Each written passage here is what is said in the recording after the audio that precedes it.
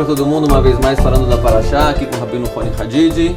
E nossa Parashá, a Parashá de Vayikhi, a última Parashá, o Sefer Bereshit. A gente está terminando, né? Quando a gente termina o Sefer, se costuma dizer Hazak, Hazak, Venit Hazak. Ou seja, que nós nos fortaleçamos juntos terminando o Sefer Bereshit, que é uma grande, tem uma importância muito grande, especialmente que é a primeira vez que a gente termina Sefer Bereshit em português aqui no Machon Meir. Uau! E assim está escrito na Parashá no final. A gente sabe que o Yaakov, antes de falecer, ele fez jurar, né? Ele jurou os seus filhos, o Yosef, que ele não vai enterrar ele no Egito, para ele levar ele para a terra de Israel. Existem muitos motivos, obviamente, que o Rashi traz para isso. Não vamos entrar nisso agora, que não é o assunto. Vamos adiante para o próprio enterro. Está escrito no enterro o seguinte: vai sotobanavar tzaknar.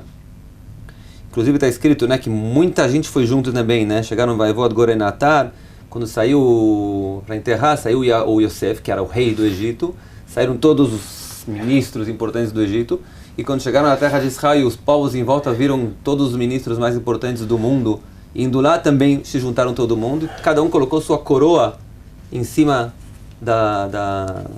do Aron, né, do corpo, né, do Yosef, e do Yaakov, perdão, e foram enterrar. Para onde foram enterrar? Obviamente, Me'arat HaMachpelah. Me'arat HaMachpelah é a famosa caverna onde estão enterrados já o Adam Arishon, Adão e Havá, Adão e Eva, estão enterrados Yitzhak e Rivka, e estão enterrados também agora Yaakov e Leá. Yaakov e Leá. E quando ele chega lá, começa uma discussão. E a discussão, como traz o Midrash aqui, né, é que está escrito Bishah sheba'u likvor et Yaakov be'Me'arat HaMachpelah. No momento que vieram enterrar o Yaakov na Me'arat HaMachpelah, chegou Esav, que não está escrito na Parashá, estava sumido, né, estava no Ar Seir, ele estava fora de Israel já. Ele veio e falou: Yesh makom ba'me'ara le'arba zugot.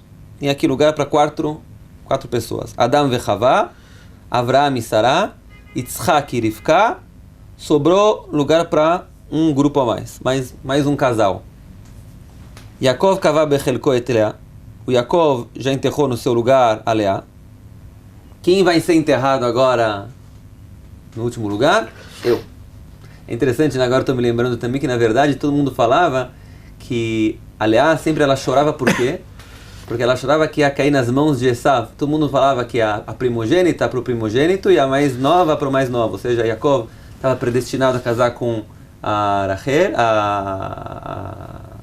a pequena, que era Rachel, e o Esav, que é o primogênito, casar com a primogênita, que é Leá. Assim que todo mundo falava. E agora começava como quem dizendo, já interessante que, isso. Né? Nunca pensei nisso. Agora, já que a gente não aconteceu isso em vida, agora, na morte, eu vou ser enterrado do lado da Leá. Pode ser parte da reivindicação de Esav, então? Pode ser. É muito interessante isso. Porque, inclusive, tem toda aquela sugiá, né, que a própria filha da Diná também está escrito que ela poderia ter levado Esav a fazer tshuva, a voltar atrás. Yaakov escondeu ela de Esav. Escondeu porque ele não queria dar ela para Esav, mas os mefarshim, os intérpretes, já fazem uma crítica muito forte a Yaakov, que se ele tivesse dado a Diná, filha da Leá, para Esav, ela teria forças para fazer Esav retornar até Deus de volta. Uma reconvergência de todo aquele ramo. Ou seja, tanto Leá como Diná tinham a força de conseguir talvez converter o Esav. E talvez Esav vem agora e fala: olha, já que em vida a gente não pude me unir nem a Leá nem a Diná, quem sabe agora na morte esse é meu lugar. E esse próprio argumento em si que você falou também seja um argumento de Esav.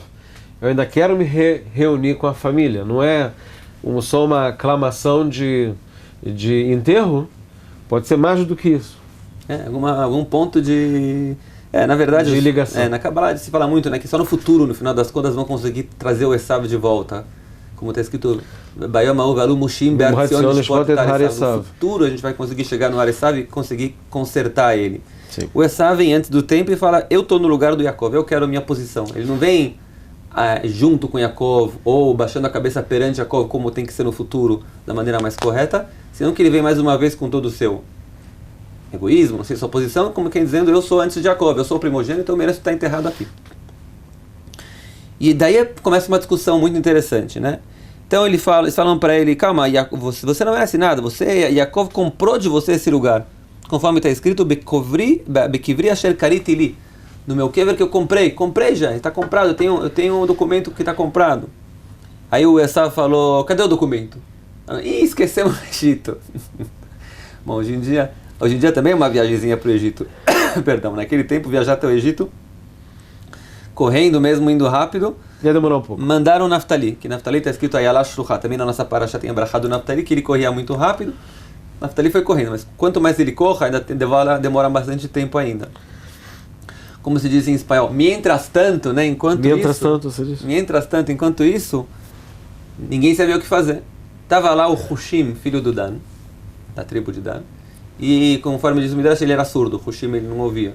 Ele não viu a discussão, tem documento, não tem documento, tem, não tá, como tá, quem merece, quem não merece. Ele só viu um drama. Ele perguntou, o que está acontecendo aqui? Falaram, não, estou esperando trazer o documento. Ele falou, não estou entendendo, mas o papai está, enquanto isso, aqui sendo envergonhado, esperando ir enterrar, por causa desse senhor, desse tipo que está esperando. Não está entendendo essa história. Tirou uma espada, cortou a cabeça do Esav e acabou a história. Esse é o Midrash. E a cabeça rolou e foi enterrada, assim diz a tradição, que ela sim foi enterrada lá. Como todo Midrash, vem passar uma ideia, né? Como quem dizendo, as ações do Esav eram muito mais, mas algo na cabeça do Esav tem continuação. Talvez isso que tem a ver com o que a gente falou antes, que no futuro a gente vai conseguir consertar o Esav, porque ele tem uma essência na cabeça, as intenções dele, mas talvez mais profundas nas ações que ele fazia de Kibud Avaim, de respeito aos pais, que isso talvez pode ser consertado. Mas a pergunta é o que eu pensei quando eu vi esse Midrash, né? Quem está certo aqui? Por um lado tem uma negociação de paz, é muito forte aqui, como quem dizendo, terra nem terra, cadê o documento, provamos não provamos, tá não tá, não. Você sabe que é o teu túmulo, você comprou, você sabe disso, mas você quer provar, você quer fazer isso de maneira organizada. E por outro lado tem alguém aqui que é completamente, como se diz, impulsivo. Ele reage impulsivamente. Ele vai, não me interessa o que está acontecendo, eu sei que tem que ser enterrado, o que eu puder fazer para acabar essa história, acaba agora e acabou. Ele vai na... Qual o caminho certo para, talvez, para ser feito aqui? Se realmente se comportou de maneira correta, o que a gente pode aprender para a gente também na nossa vida sobre o nosso comportamento. Sim. O imediatismo dele, ou a maneira... gosto de se falar que esse lado de pressa está ligado ao demônio, em hebraico se fala. E a pressa é do demônio. A pressa é do demônio. Então a pergunta, quer dizer, ela é do demônio? Quando a gente faz alguma coisa, muito da nossa análise tem que ser da onde que vem esse nosso comportamento. De que lado da nossa personalidade interna está vindo o negócio. Porque o Yetzer Hará, na verdade, ele tem um lado muito bom. Como Hazal, os sábios dizem, que Deus fala, criei a má inclinação, e eu vi que ela é boa. Como a inclinação é boa? Do que ela é boa? Porque, na verdade, o Yetzer Hará é o teu sistema operacional para manter o seu corpo. Esse reflexo que a gente tem quando você começa a atravessar a rua e de repente vê um carro e você pula de volta para a calçada e você nem pensou, é algo no sistema teu parasimpático que você pula de volta, essas coisas estão ligadas ao Yetzer Hará. Tudo está ligado ao instinto animal, a princípio, são coisas boas. O teu instinto de querer comer, o reflexo de você se defender, o reflexo de você responder para alguém às vezes que você está respondendo a uma afronta. Então, são reflexos, em si, são coisas boas. A pergunta é quando você usa ele, quando você não usa ele. Então, a pergunta é se é cabível, às vezes, usar esse teu lado, que é o teu mais lado do instinto animal, para qualquer situação que tem.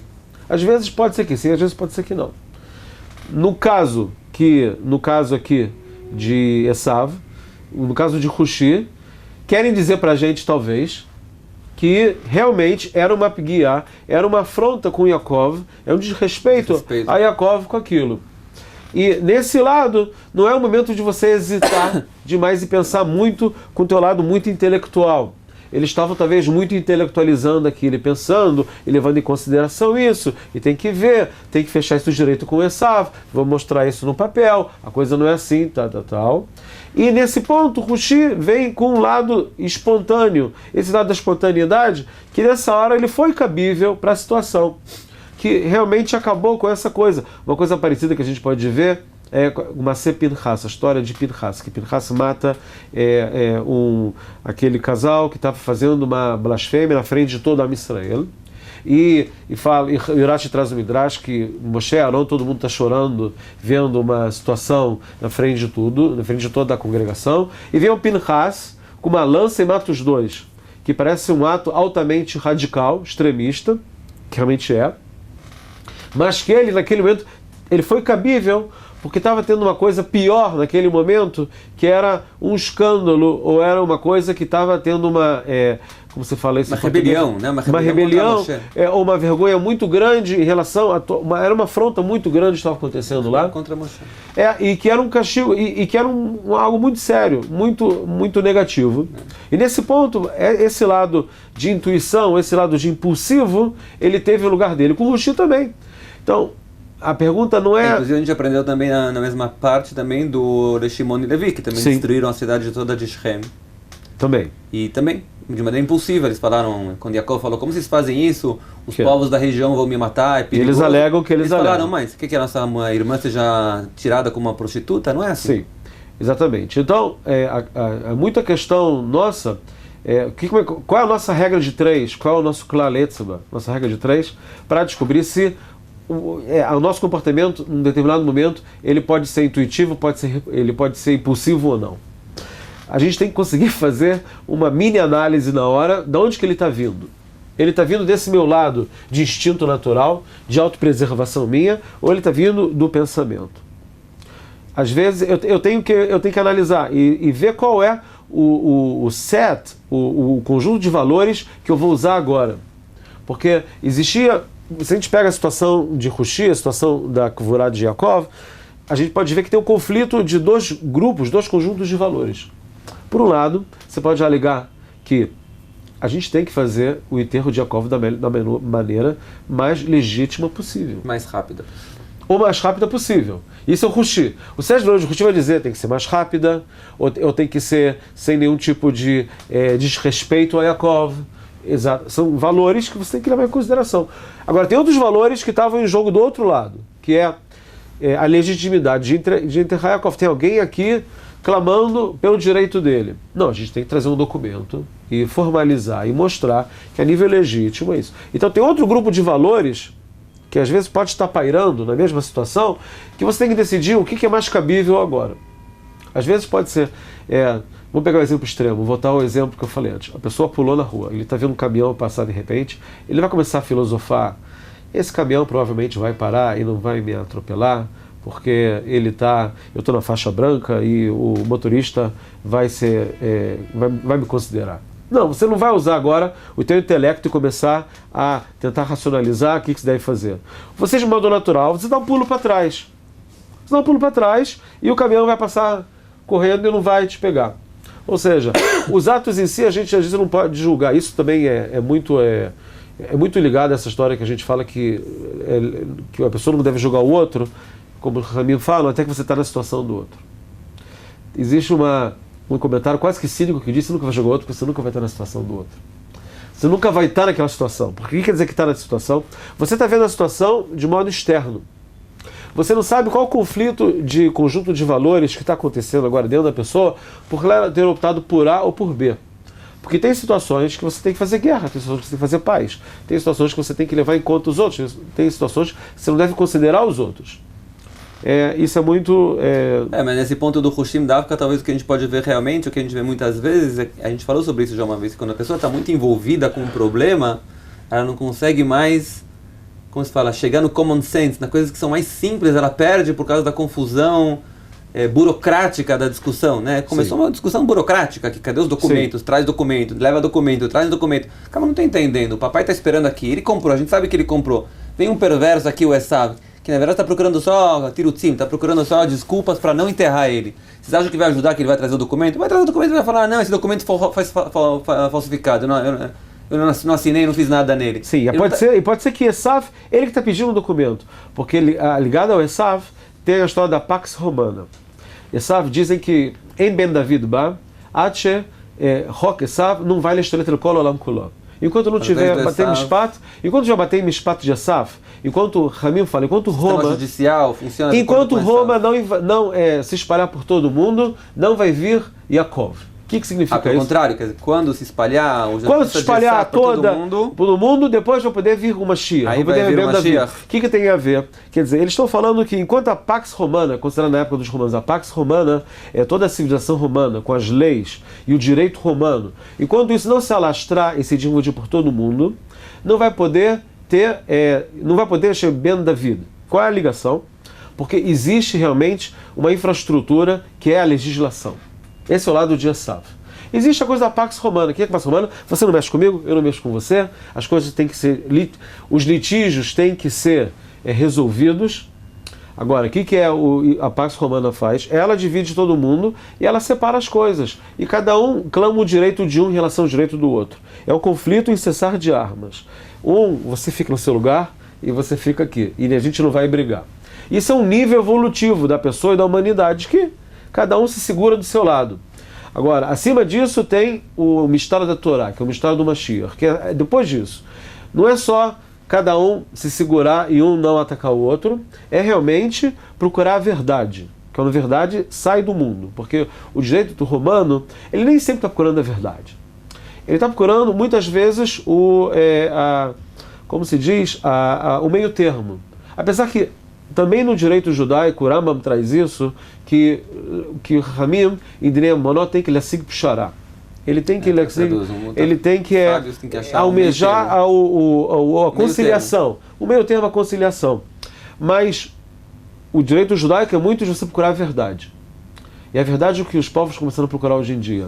Que é que Mitzion Tetze Torah, Dvar Hashem Yerushalayim, que no futuro que a Torá vai sair, porque os povos vão procurar a verdade. Vai ter uma sede pela verdade no mundo. Agora, essa verdade da Torá só pode existir depois que a Pax Romana, que Esav tomou conta.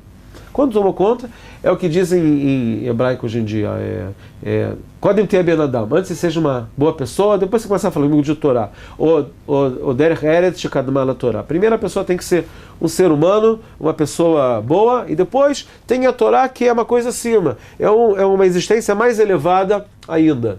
Mas tem aquela do Esav. Qual é o problema do Esav? Que ele clama por essa legislação, às vezes, por algum motivo não legítimo. Eu acho que mais ainda do que isso também, né? O Esav, ele clama por essa legislação, mas ele se apresenta como uma pessoa de lei, né? Exatamente. Eu não vou fazer uma coisa contra a lei, mas a lei está a favor de mim. Exato. É a definição cínica de um advogado. O que é um advogado? O que eles falam no direito romano? O advogado é alguém que faz o que você quer dentro da lei. Dentro da lei. Dentro da lei. Ele vai fazer o que você quer, ele vai entender, o advogado, consciente ou inconscientemente, infelizmente, ele vai sentar com você, você é cliente dele, e ele vai começar ele tem um processo inconsciente dele já, de auto-persuasão, que você está certo, e vamos ver dentro da lei como eu faço isso. Aí a verdade não interessa. O que interessa é ao que a gente quer chegar usando a lei. Ao contrário do direito judaico, que chega ao extremo e ao cúmulo, que se um dos juízes falar oi para um dos lados que está discutindo, esse juiz já não pode, ele não é mais próprio para julgar esse caso. Porque mesmo a nível inconsciente dele, que é fora do controle dele, ele pode estar influenciado e sendo tendencioso. Então, nesse ponto é bem diferente as coisas. Tem muitos pontos aqui que tem que pensar ainda também, mas acho que dentro do tempo que a gente está falando já aqui, basta. Né? Que seja para todo mundo, se Deus quiser, que a gente possa agir de maneira... Acho que de meio termo também tem que ser aqui, né? Por um lado, aprender a importância da impulsividade, que às vezes é importante para aprender, para mostrar a parte natural, qual a voz natural que está saindo da gente, que é a força da impulsividade. E por outro lado, não perder o sentido da lógica, da inteligência, e sempre procurar fazer as coisas de maneira bem pensada também. Igual a nossa conversa hoje, que foi bem espontânea, mas a gente conseguiu pensar um pouco. Shabbat shalom. Shabbat shalom.